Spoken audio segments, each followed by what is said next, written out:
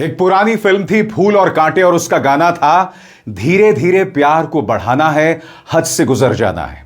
Petrol और diesel के दाम इसी तरह से बढ़ रहे हैं और आज भी पेट्रोल और डीजल के दाम बढ़ा दिए गए। जी हां, धीरे धीरे प्यार को बढ़ाना है, हद से गुजर जाना है। यही चेतावनी लगातार राहुल गांधी दे रहे हैं और विपक्ष दे रहा है कि पहले वोट चोरी की, अब आपके पैसों की चोरी करेंगे। पहले 3 रुपए पेट्रोल डीजल के दाम बढ़ाए, 2 रुपए सीएनजी के दाम बढ़ाए और आज 91 पैसे पेट्रोल के दाम बढ़ा दिए गए और डीजल के दाम बढ़ा दिए गए। यानी कि आने वाले दिनों में इसी तरह से हर 2 या 3 दिन के फर्क में पेट्रोल और डीजल के दाम बढ़ाए जाएंगे। और राहुल गांधी ने बिल्कुल फिल्मी अंदाज में कहा है कि आर्थिक तूफान आने वाला है, सब खत्म हो जाएगा, सिर्फ गौतम अडानी और मुकेश अंबानी बचेंगे। वो सीक्रेट गेम्स एक वेब सीरीज होती थी कि सब मर जाएंगे, सिर्फ तिवारी बच जाएगा, ऐसा कुछ डायलॉग था, आपको याद होगा।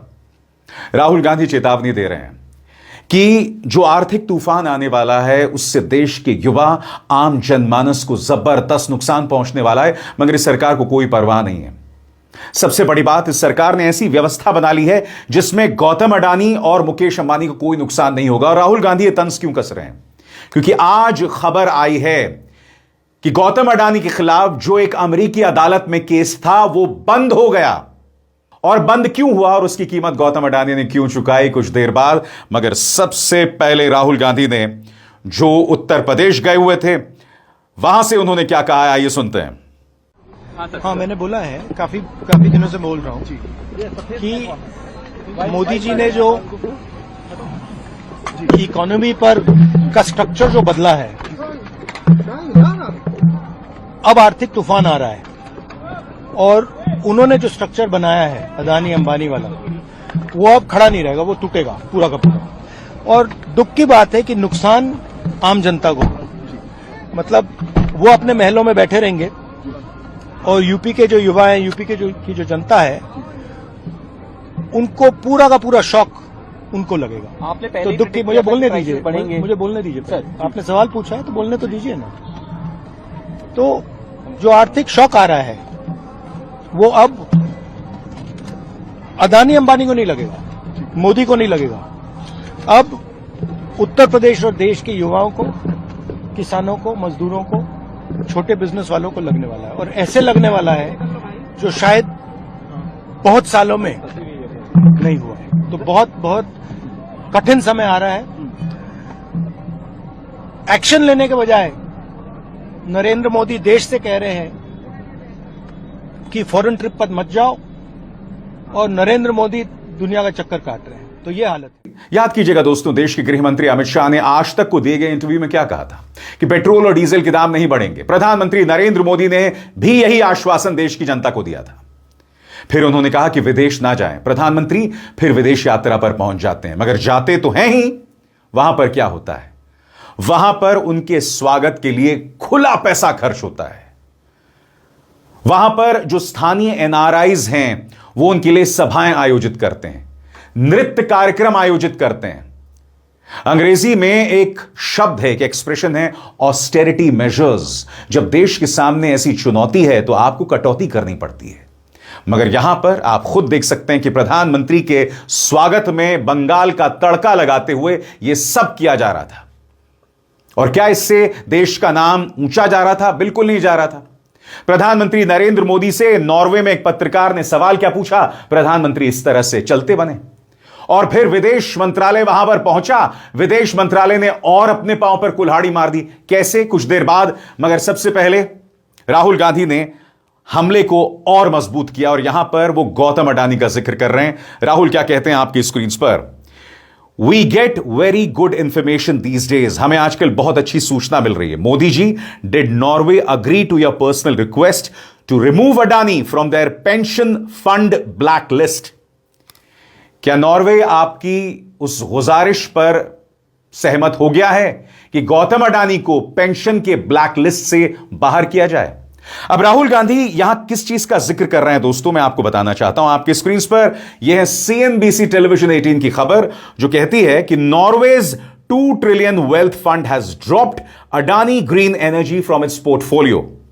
यानी कि $2 ट्रिलियन का जो उनका वेल्थ फंड है उससे गौतम अडानी को बाहर कर दिया गया है। इसी को लेकर राहुल गांधी ताना मार रहे हैं प्रधानमंत्री पर।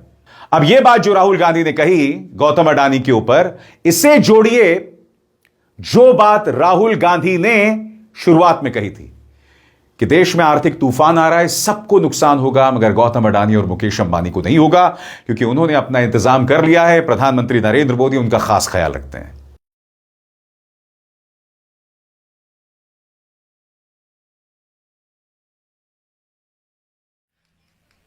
हजारों करोड़ रुपए का तेल अंबानी बाहर बेच रहा है, नरेंद्र मोदी उसे रोक नहीं रहा है। दुख की बात है कि नुकसान आपको होने वाला है। अंबानी अडानी भाग जाएंगे, अपने महलों में छुप जाएंगे, मगर किसान, मजदूर, छोटा व्यापारी, हिंदुस्तान का बेरोजगार युवा, ये सब नष्ट हो जाएंगे। नरेंद्र मोदी उल्टी सीधी बातें करते हैं। देश के किसान से कहते हैं, देश के मजदूर से कहते हैं, देश के छोटे व्यापारियों से कहते हैं इलेक्ट्रिक गाड़ी खरीदो। अरे भाई, यहां पे भोजन नहीं मिल रहा, रोजगार नहीं मिल रहा, और पता नहीं कौन सा सपना देख रहे प्रधानमंत्री, देश को कह रहे हैं इलेक्ट्रिक गाड़ी खरीदो। गैस नहीं मिल रही, घर में खाने पकाने के लिए गैस नहीं है, और प्रधानमंत्री कह रहा है कि विदेश मत जाओ, इलेक्ट्रिक गाड़ी खरीदो, सोना मत खरीदो। ये पता नहीं कौन सी दुनिया में रह रहा है, पता नहीं कहां, मतलब कौन से मतलब दुनिया में है ये, पता नहीं क्या क्या करता रहता है।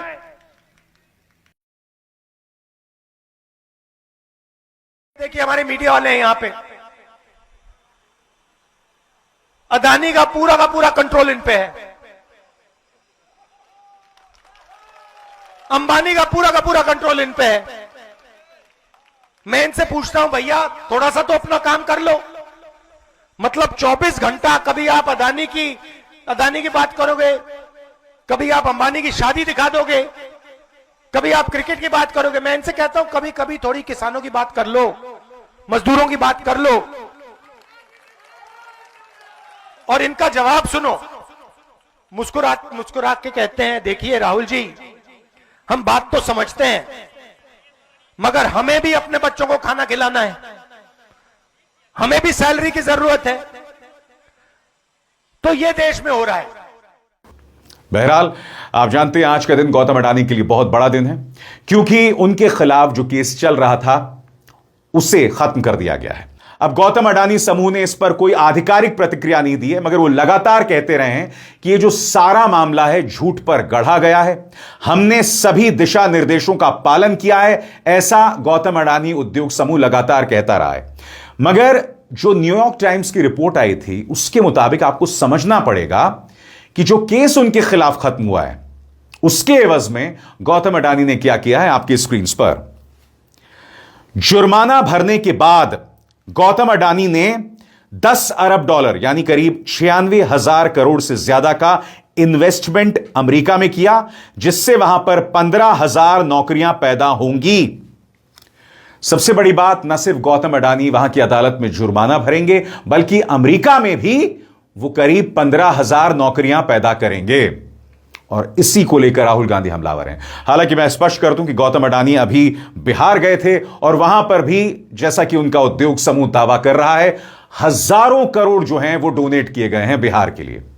यानी कि गौतम अडानी बता रहे हैं कि भाई मैं अपने देश में भी हजारों करोड़ की नौकरियां जो हैं वो पैदा करूंगा। मगर सीधा सा सवाल, गौतम अडानी न सिर्फ अमेरिका में 15,000 नौकरियां पैदा करेंगे, जुर्माना भरेंगे, बल्कि क्या आप जानते हैं कि अदालत में अब उनका वकील जो था वो ट्रंप का अपना निजी वकील था, उनका अपना प्राइवेट वकील था, लॉयर था। यह सबको सौभाग्य हासिल नहीं होता है, यह सौभाग्य गौतम अडानी को हुआ है।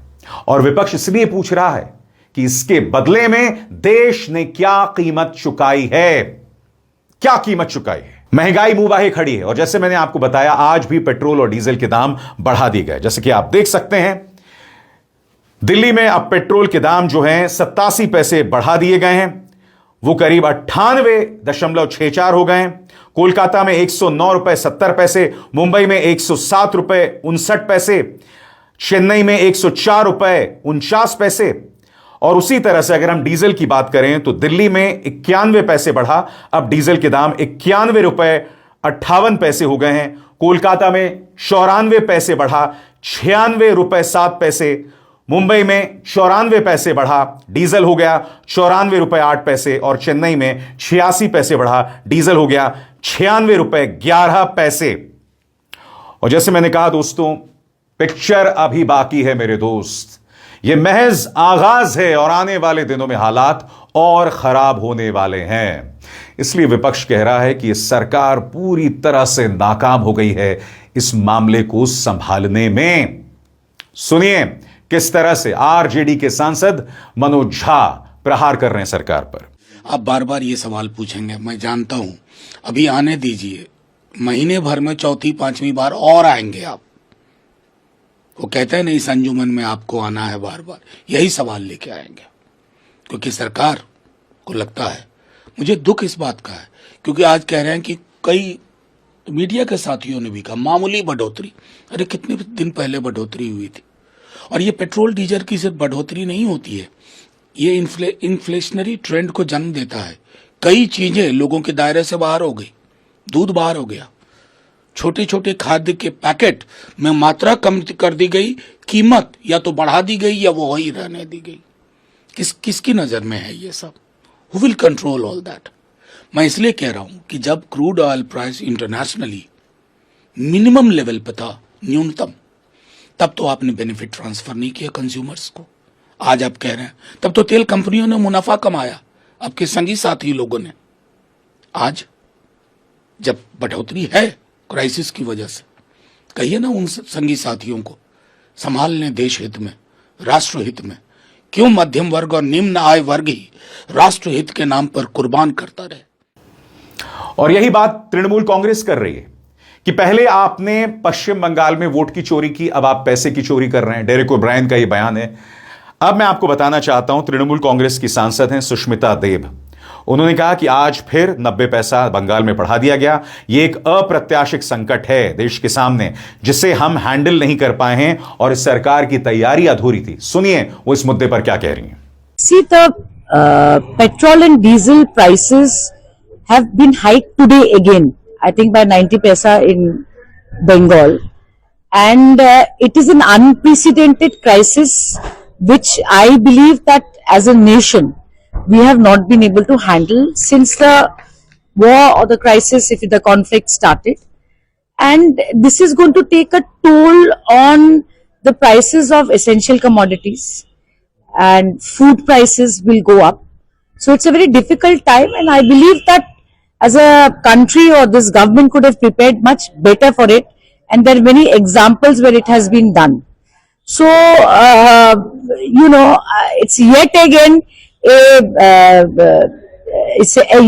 a kick in the stomach of the common man. आम आदमी पार्टी भी इस मुद्दे पर सरकार को घेर रही है।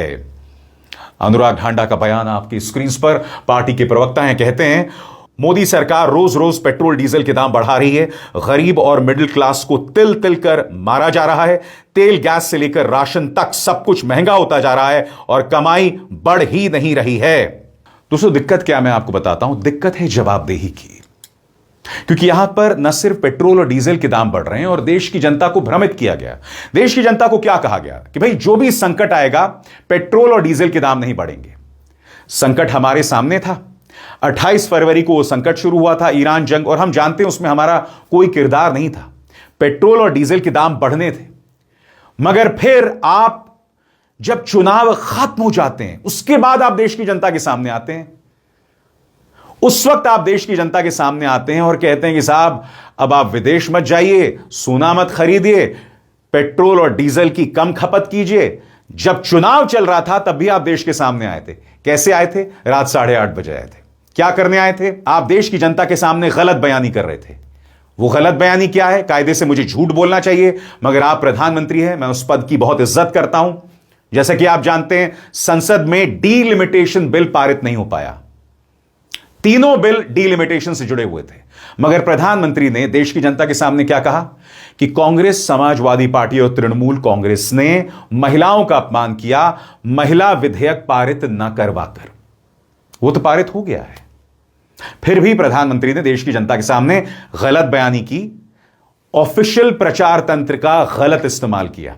कायदे से अगर प्रधानमंत्री 8:30 बजे आकर आलोचना कर रहे थे तो राहुल और ममता को भी मौका मिलना चाहिए था। उन्हें तो ये मौका नहीं मिला, मगर प्रधानमंत्री ने देश की जनता के सामने किया। जैसे मैं कह रहा हूं ना, जवाबदेही कुछ नहीं है। सवाल जो पूछा गया, अब देखिए नॉर्वे में कहा जा रहा है कि साहब वो प्रेस कॉन्फ्रेंस नहीं थी, प्रेस ब्रीफिंग थी। अरे मुझे बताइए, प्रेस कॉन्फ्रेंस में प्रधानमंत्री कौन से सलीके से सवाल दे पाए हैं आज तक? देश में आज तक कब उन्होंने प्रेस कॉन्फ्रेंस किया है?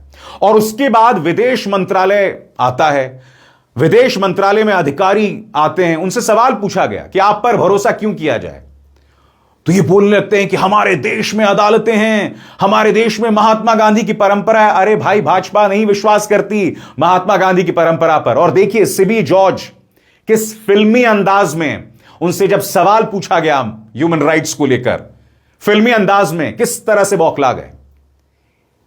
ये हैं हमारे ब्यूरोक्रेट्स, देखा जाए। So India has a constitution, which I'm sure that some of you are aware of.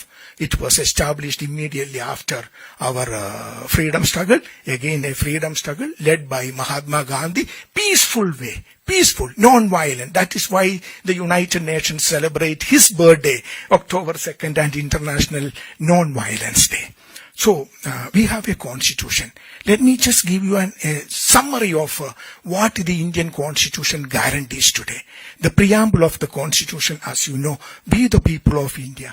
और इसी मुद्दे पर आरजेडी की प्रवक्ता प्रियंका भारती ने प्रहार किया है। प्रियंका भारती क्या कहती हैं? रिपोर्टर, जब भारत में फंडामेंटल राइट्स छीने जा रहे थे तो नॉर्वे भारत पर भरोसा क्यों करे? विदेश मंत्रालय, हमारे पास गांधी है, प्राचीन सभ्यता है और एक संविधान है जो मौलिक अधिकारों की गारंटी देता है। अगर अधिकारों का उल्लंघन होता है तो लोग कोर्ट जा सकते हैं। अब इस पर प्रियंका कहती हैं, एमईए ने यह क्यों नहीं बताया कि जिस संविधान की वो बात कर रहे हैं उसके निर्माता के बारे में भारत सरकार के गृह मंत्री कहते हैं अंबेडकर मत करो। एमईए ने यह क्यों नहीं बताया कि वो गांधी की बात कर रहे हैं लेकिन भारत सरकार गोडसे को पालने वालों के हाथों की कठपुतली मात्र बन गई है। एमईए ने यह क्यों नहीं कहा कि संविधान मौलिक अधिकारों की गारंटी देता है और उसी संविधान को बदलने की बात उनकी सरकार में बैठे नेता कई बार कर चुके हैं। जैसे मैंने कहा ना दोस्तों, कोई जवाबदेही नहीं है। जहां पकड़े गए वहां गांधी का सहारा लो और उसी गांधी को 24 घंटे तुम्हारा प्रचार तंत्र गाली देता रहता है। आपके नेता उनका अपमान करते रहते हैं, यह हकीकत है। और अदालतों की बात मत कीजिएगा। 5 साल से कई लोग आतंकवाद की धाराओं में जेल में सड़ रहे हैं। कल ही सुप्रीम कोर्ट ने उस पर टिप्पणी की कि बेल नियम होना चाहिए, जेल एक्सेप्शन होना चाहिए। मामला था गुलफिशा फातिमा का और इशारा किया जा रहा था उमर खालिद के बारे में। और यहां पर सिबी जॉर्ज हमें भरोसा दिलवा रहे हैं कि साहब अदालतें हैं।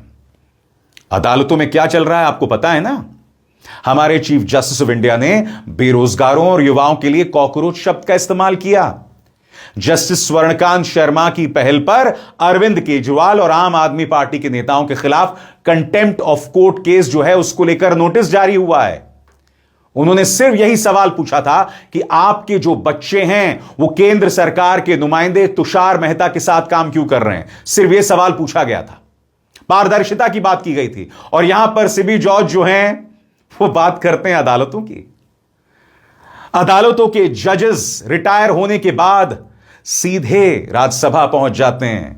रंजन गोगोई, अब्दुल नजीर आंध्र के गवर्नर बना दिए जाते हैं, कूलिंग ऑफ पीरियड खत्म भी नहीं होता है। अशोक भूषण एनसीएलटी के प्रमुख बना दिए जाते हैं। शेखर यादव इलाहाबाद हाईकोर्ट के जज जो कहते हैं कि जजमेंट संविधान के हिसाब से नहीं होगा, जजमेंट होगा मेजॉरिटी के हिसाब से, हिंदुओं के हिसाब से होगा। साउथ के भी एक जज हैं जो आरएसएस के कार्यक्रम में जाते हैं। और खुद जस्टिस स्वर्णकांत शर्मा, क्यों आपत्ति जतलाई गई? सिर्फ इसलिए नहीं कि उनके बच्चे केंद्र सरकार की एजेंसीज के साथ काम कर रहे हैं, बल्कि इसलिए भी कि जस्टिस स्वर्णकांत शर्मा कम से कम 4 बार आरएसएस से जुड़े समारोह, संस्था के समारोह में जा चुकी हैं। और यहां पर हमारे विदेश मंत्रालय में एक सचिव हमें भरोसा दिला रहे हैं कि अदालतों पर विश्वास किया जा सकता है। वो फर्क देश की जनता साफ तौर पर देख रही है। मगर एक बार फिर उस बात पे गौर करें जो राहुल गांधी ने कहा कि सब कुछ खत्म हो जाएगा, सिर्फ गौतम अडानी और मुकेश अंबानी रह जाएंगे। आर्थिक तूफान आ रहा है। राहुल गांधी इससे पहले भी कई मुद्दों पर चेतावनी देते रहे हैं। अब देखना यह है कि इसको लेकर सरकार की तैयारी क्या है।